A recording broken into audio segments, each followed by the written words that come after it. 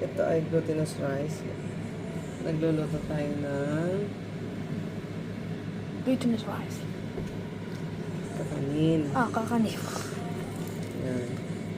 Dahil Good Friday ngayon, luto tayo ng kakanin. Yan. Good Friday ngayon. So, Yes. magluto po kami ng kakanin. Lapit na po matapos. Yan. Ito Biko. po yun. Biko. Biko ang tawag. Yan.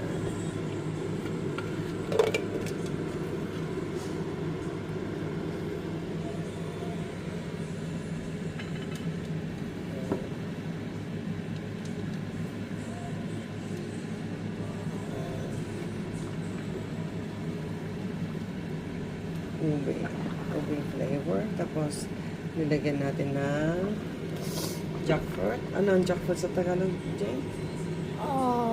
Langka. Langka. Yan. Yun.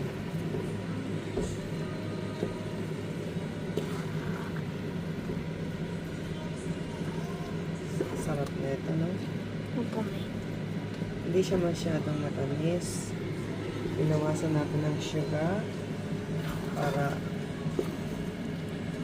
hindi tayo maumay. Ano yung umay? Sobrang tamis ba? Oh.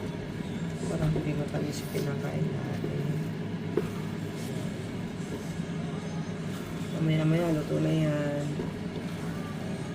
Kainin na lang natin. Ay, mainit. May kamatis po yan, may? Ha? May kamatis? Wala. Ano lang siya? Kasi sinabi mo para hindi makamatis.